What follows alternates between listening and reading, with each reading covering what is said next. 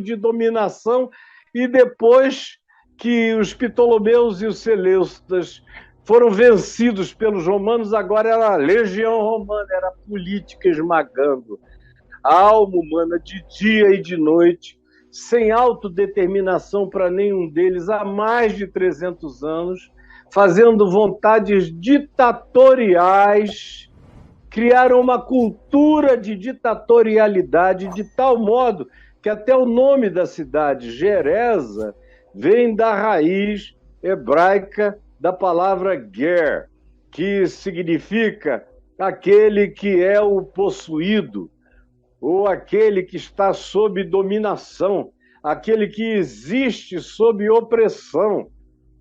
Esse é o nome da cidade, são os oprimidos. É a terra de Gerasa, dos que vivem sob essa opressão. O que aconteceu na história acabou dando nome, batizando o lugar, e não apenas batizou o lugar, determinou a atmosfera espiritual do lugar, a ponto que a gente lê aqui no verso 10, que quando Jesus manda os espíritos saírem do homem e perguntou qual é o teu nome, eles disseram, Legião é o meu nome, porque nós somos muitos. Aí o verso 10 diz aqui assim, e rogou-lhe encarecidamente o demônio, os espíritos no homem, esse ser humano possuído por essas forças espirituais, rogou encarecidamente a Jesus que não hoje não mandasse aqueles espíritos. Quem fala é um homem, por isso é um singular, rogou-lhe, foi um indivíduo. Agora, ele fala em nome de uma multidão dentro dele. Rogou-lhe encarecidamente que não os mandasse eles, todos eles, para fora do país. O conceito de país aqui é diferente do nosso conceito de país ocidental, do nosso conceito de país pós-república, depois da consciência de democracia, era um outro mundo. País aqui era um conjunto cultural que não precisava ser muito grande. Era o que hoje nós determinaríamos como uma província, mas fechada, com sua língua, sua cultura, sua história, suas dores, suas frustrações, seus malucos, suas impotências, sua incapacidade de saber o rumo, sua falta de autodeterminação e o vício deles de entregarem o destino de suas vidas a terceiros. Já tinham sido Seleucidas e Ptolomeus durante 300 anos, e agora, por 60 anos, eram os romanos, que eram a força volitiva que determinava quem eles eram, o que eles deveriam querer, o que eles deveriam fazer, o que lhes era concedido e o que não lhes era concedido. E eles tinham naquele homem uma expressão manifesta, metaforizada, simbolizada e encarnada do próprio estado coletivo da região inteira, que era possessa, dominada, controlada, sem autodeterminação, que vivia sob a imposição de terceiros. E aqui o texto diz que esses seres no homem tinham se viciado naquela cultura. Quando Jesus diz, sai, eles disseram, por favor, não nos mandes para fora do país. Não nos mandes para fora do Brasil. Não nos mandes para fora dos Estados Unidos. Não nos mandes para fora da Venezuela. Não nos mandes para fora de Cuba. Não nos mandes para fora da Alemanha. Não nos mandes para fora da Rússia. Não nos mandes para fora da Ucrânia. Não nos mandes para fora de Israel. Não nos mandes para fora do Irã. Não nos mandes para fora da Coreia do Norte. Não nos mandes para fora da Guatemala. Não nos mandes para fora da Argentina. Como diz o profeta Daniel, cada uma dessas nações tem os seus principados e as suas potestades. Daniel, en passant, ele menciona o principado da Pérsia, o principado da Grécia.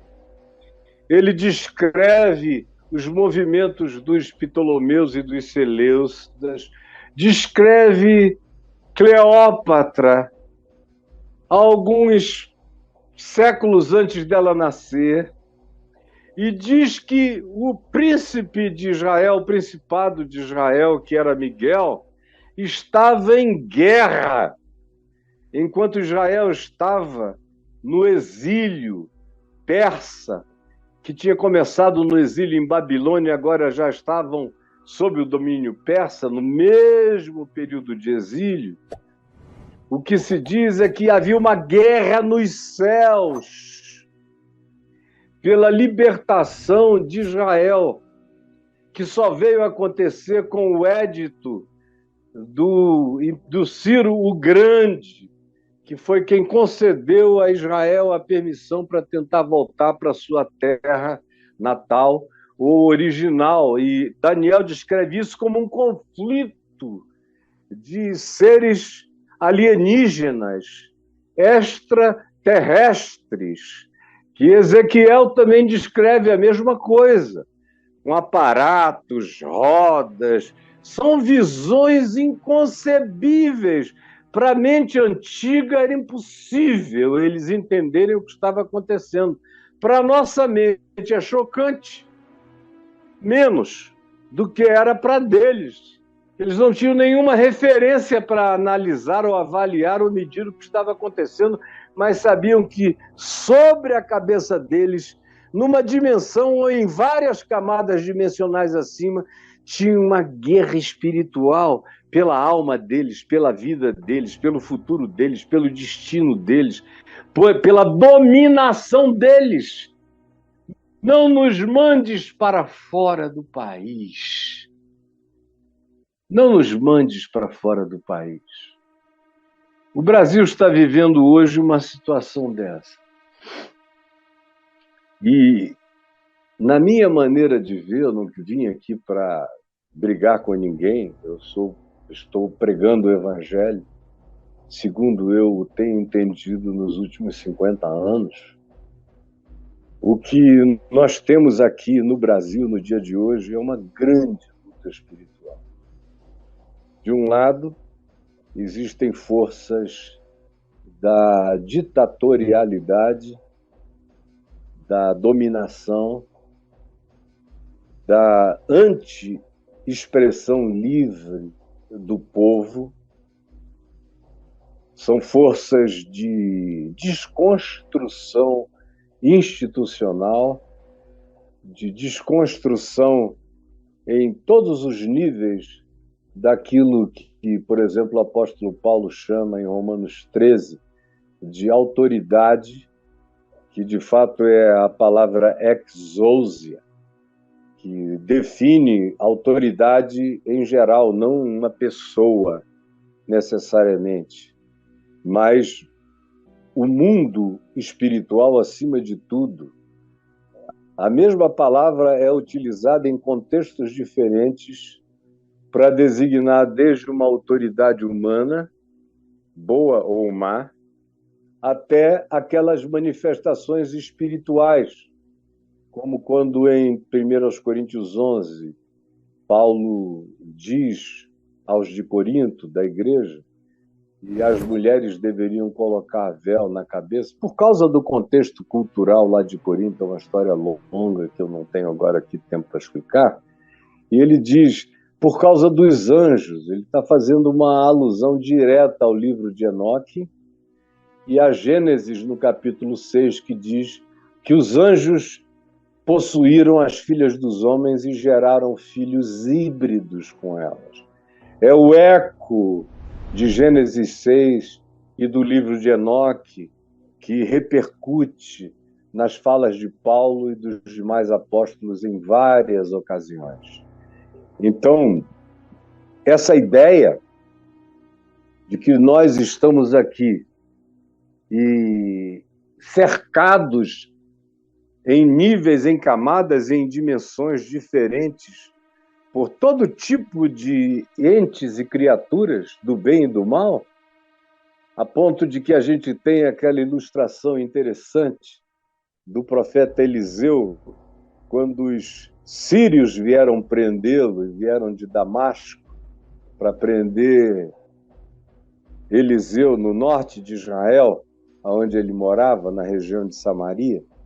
E aí, de manhã, quando o dia amanheceu, o servo de Eliseu, Geazi, abriu a porta da casinha onde moravam e viram aquela multidão de exércitos e de escudos e de armas que vieram da Síria para prender o profeta Eliseu, que recebia revelações de Deus e contava para o rei de Israel aonde as emboscadas dos sírios estariam.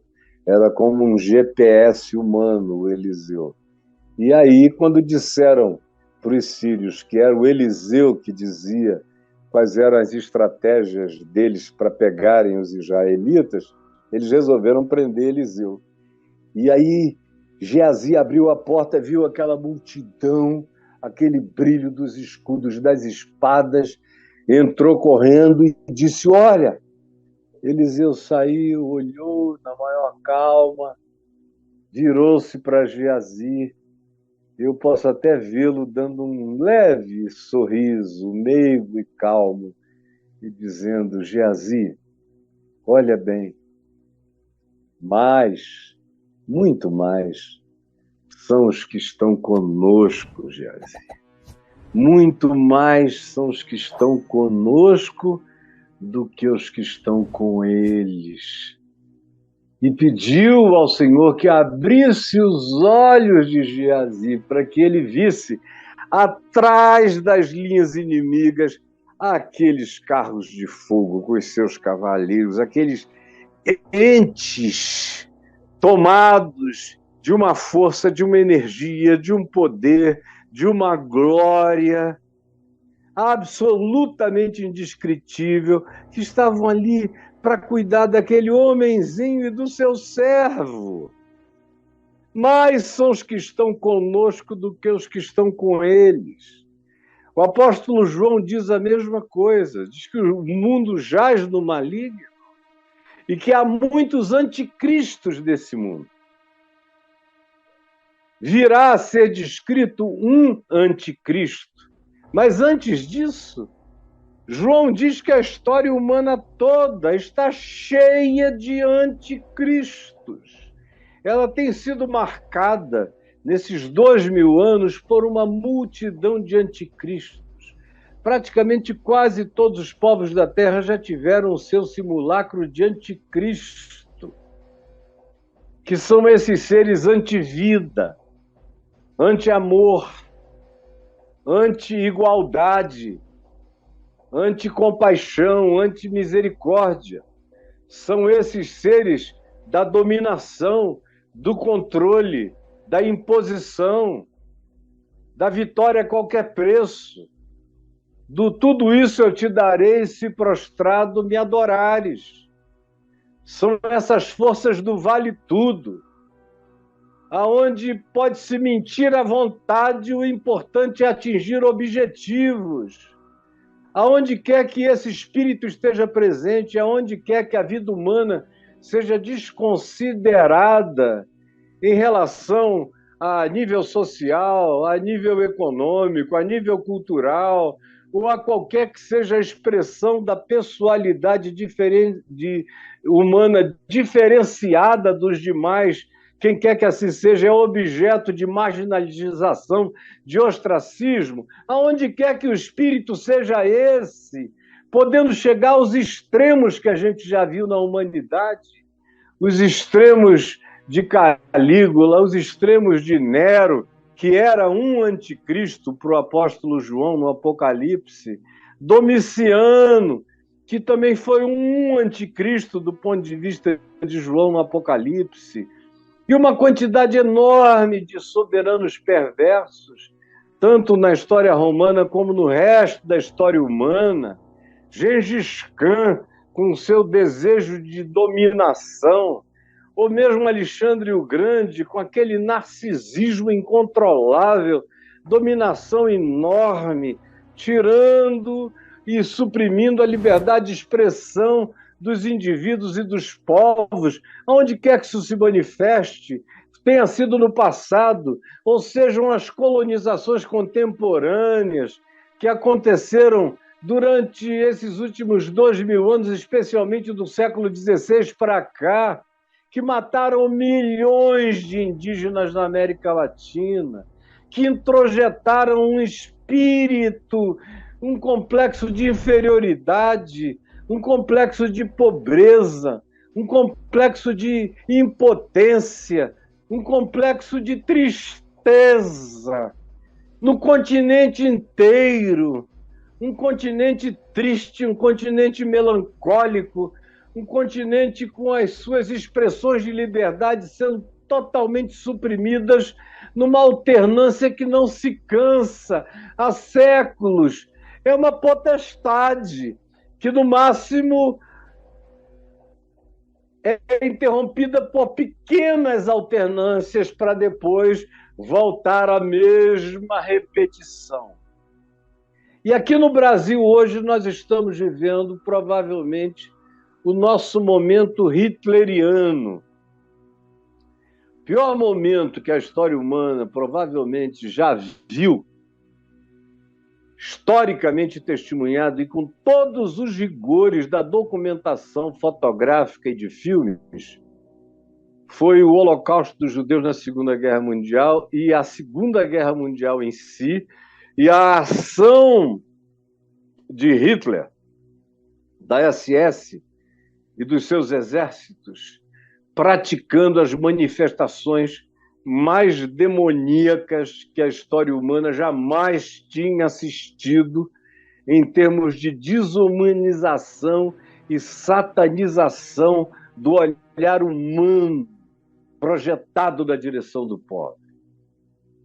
Agora, aqui no Brasil, tudo que a gente tinha até então, até a ditadura, comparado com outras ditaduras, foi horrível. Toda ditadura é um inferno. Mas a nossa, comparada e colocada na escala do inferno de Dante, está longe de ser a camada mais profunda do inferno. A camada mais profunda do inferno, usando Dante como referência, foi o nazismo de Hitler. Depois a gente tem o comunismo de Stalin, com horrores terríveis praticados contra o seu próprio povo, com milhões de mortos impiedosamente. São forças demoníacas tomando conta de um país, no conceito atual de país. E aqui esses demônios dizem: não nos mandes para fora do país, porque a gente está aculturado. Nós já nos habituamos e a gente vê esse aculturamento de principados e potestades com as dimensões culturais da própria nação, do próprio país. Por exemplo, eu poderia dar 30 exemplos, mas eu vou dar só o da Rússia atual, que vem dos czares, durante muitos séculos de dominação czarista, sem nenhuma liberdade e total exploração. Aí vem a Revolução Bolchevique, os czares caem, são mortos, e aí institui-se o comunismo marxista-leninista durante 70 anos, e ele foi virando stalinista, foi virando... Dentro do comunismo houve alterações e alterações, e veio a cair e acabar em 1989. E aí a gente olhou para aquilo, eu olhei, sentado numa poltrona, na Califórnia, em Claremont, quando eu morava lá, vendo o muro cair. Ganhei os meus pedaços de pedra do muro de Berlim e disse, graças a Deus, que privilégio ter vivido para ver essa cortina de ferro acabar e ver a nação alemã se reunificar e ver os povos do leste europeu ganharem a sua autonomia existencial coletiva para reaprenderem a sua autodeterminação.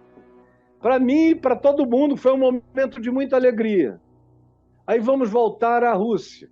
Aí tem um momento rápido, gorbacheviano, Gorbachev, trouxe aquele alívio. Alguns poucos anos de oxigenação.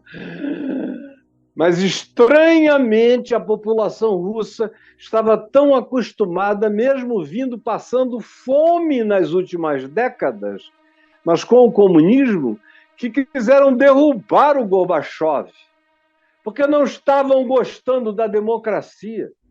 Aí o Yeltsin teve que se levantar, bancar a democracia contra as vontades de uma minoria raivosa que queria reimplantar o comunismo, embora a maioria do povo já não quisesse.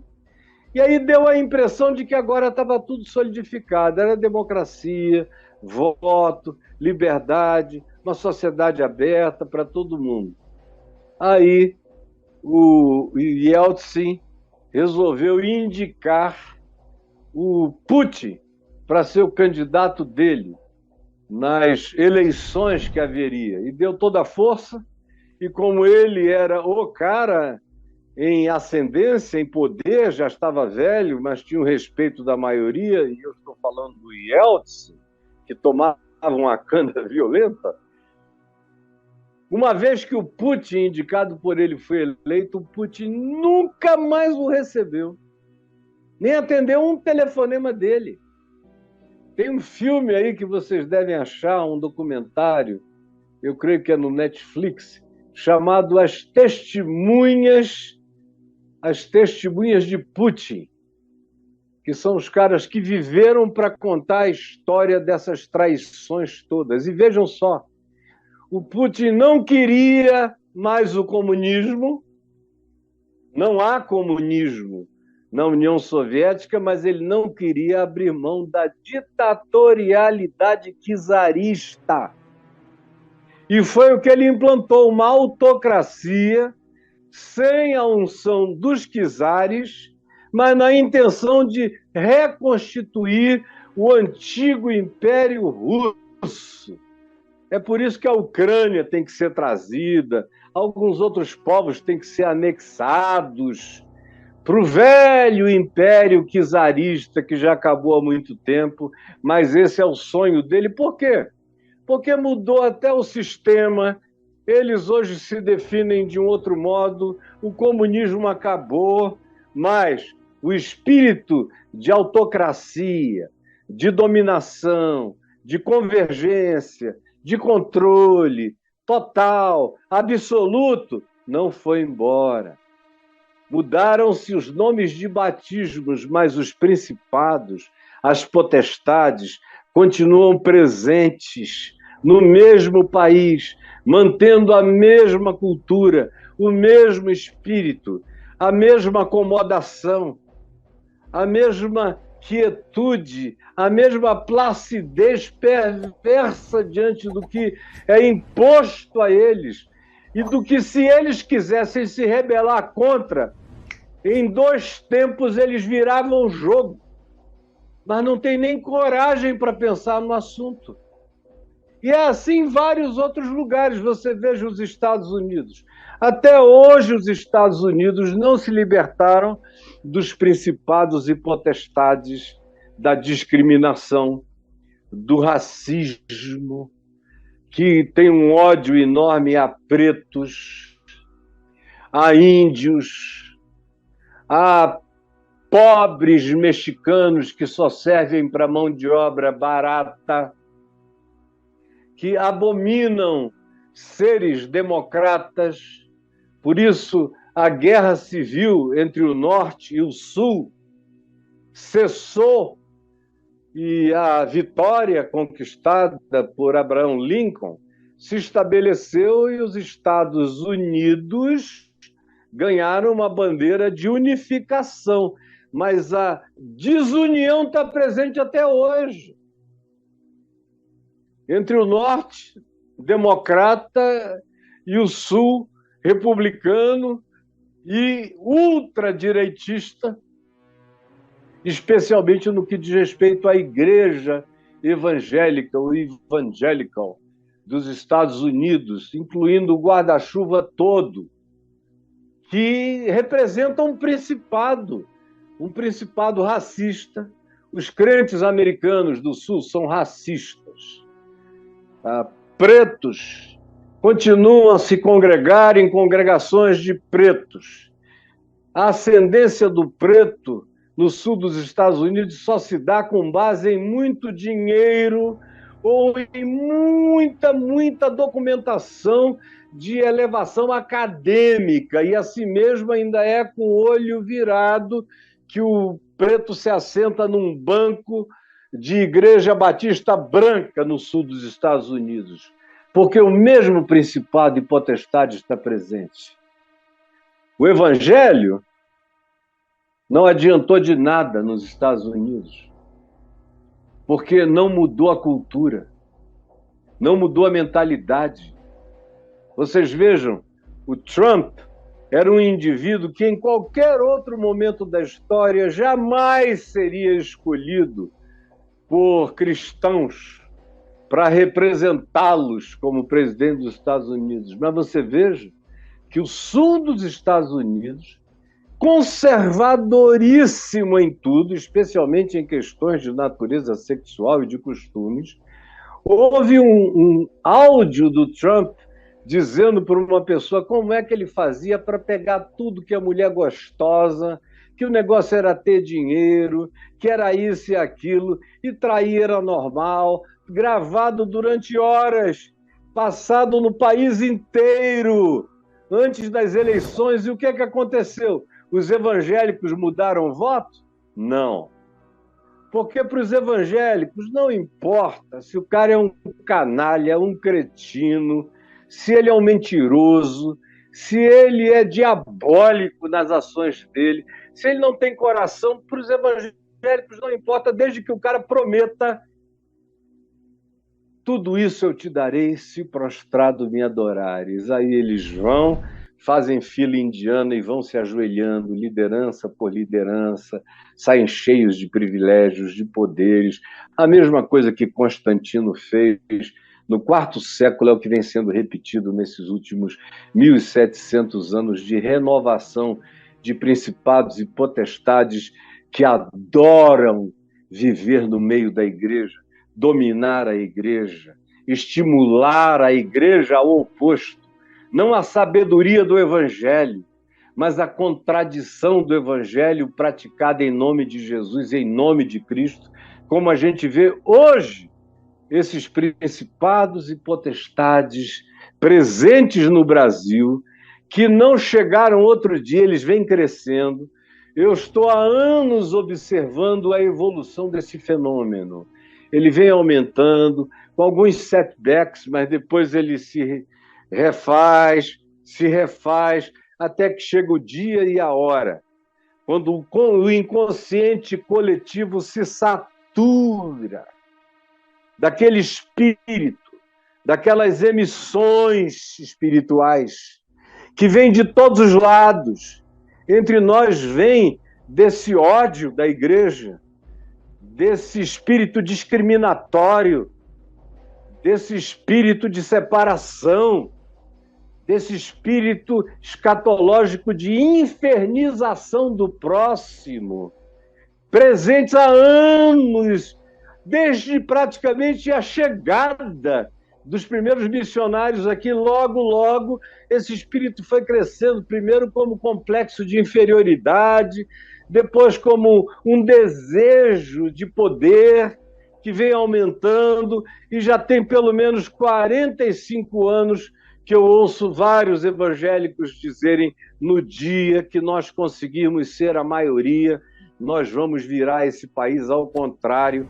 E não estão falando de tornar o país melhor, só estão falando em terem os seus próprios ayatolás e a dominação do país posta nas suas mãos, como hoje a gente já vê acontecendo, e a perspectiva de que tente-se fazer com que continue a acontecer, porque há muito mais poder desses principados e potestades a serem absorvidos e encarnados pela Igreja.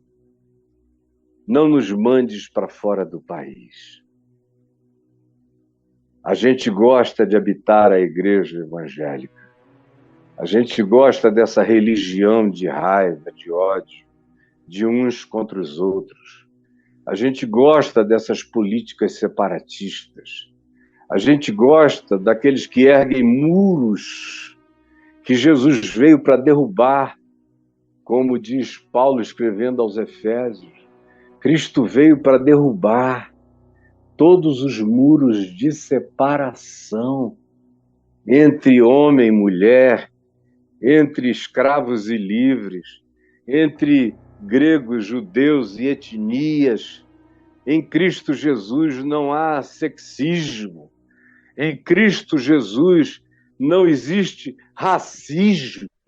Em Cristo Jesus não existe arianismo, supremacismo étnico, porque em Cristo todos são um. Todos os que são de Cristo são um em Cristo e desconsideram todas essas coisas contra as quais Jesus morreu, pelas quais Jesus morreu e ressuscitou para que no coração dos seus discípulos, de verdade para valer, essas coisas morressem, acabassem e inexistissem. Mas, ao contrário, principados e potestades reavivam isso.